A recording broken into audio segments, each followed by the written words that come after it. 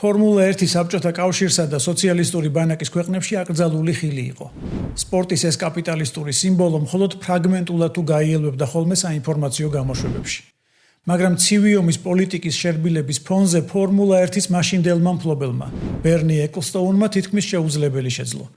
1986 წელს სამეფო რბოლებმა რკინის ფარდის მიღმა სოციალისტურ უნგრეთში შეაღწია. ამ ისტორიულ მოვლენას წინ უძღოდა მოლაპარაკებები უნგრეთის მთავრობასთან და ჰუნგარორინგის მშენებლობის 9-თვიანი პერიოდი.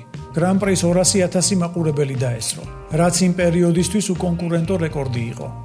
საბჭოთა კავშირის ცენტრალურმა ტელევიზიამ 1986 და 87 წლის უნგრეთის გრან-პრი ჩანაწერში აჩვენა. ოღონდ 45 წუთამდე დამონტაჟებული. ამის შემდეგ ფორმულა 1 საბჭოთა ეკრანებიდან ისევ გაქრა. დებიუტიდან მოყოლებული ჰუნგარორინგს წელი არ ჩაუგდია გრან-პრის გარეშე. ამ პერიოდის განმავლობაში ტრასამ რამდენიმე მოდერნიზაცია განიცადა, რაც ბუნებრივი პროცესია და დააგროვა არაერთი დასამახსოვრებელი ეპიზოდი ფორმულა 1-ის ისტორიიდან. აი რამდენიმე მათგანი. 1986 წელი. თითქმის მოცურებული ბოლიდი ნელსონ პიკემ ბოლო მომენტში დაიჯირა. აირტონ სენას ლიდერობა წაართვა და რბოლაც მოიგო. 1997 წელი. ღრმა აუთსაიდერი ეროუზის ბოლიდით დეიმონ ჰილმა კვალიფიკაციაში მეოთხე ადგილი დაიკავა. რბოლაში ლიდერ მიხაელ შუმახერს გაასწრო და მხოლოდ რბოლის მიწურულს გადაცემათა კოლოფზე შექმნილმა პრობლემამ აიძულა ინგლისელი გამარჯვება ჟაკ ვილნევისთვის დაეთმო. 1998 წელი.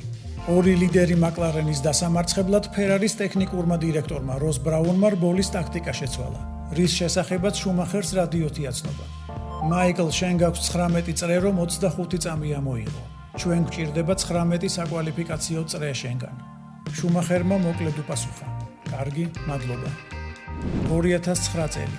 ფელიპე მასას რუბენს ბარიკელოს ბოლიდიდან მომძვრალი ზამბარა მოხდა ჩაფხუთში. მასამ თავის მძიმე ტრავმა მიიღო.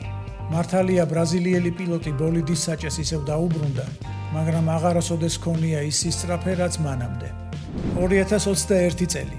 განმეორებითი სტარტის გასახურებელ წრეზე ლუის ჰამილტონის გარდა უკლებრივ ყველა პილოტი ბოქსებში შევიდა, რომ გარდამავალი საბურავები მშრალი საბურავებით შეეცვალა.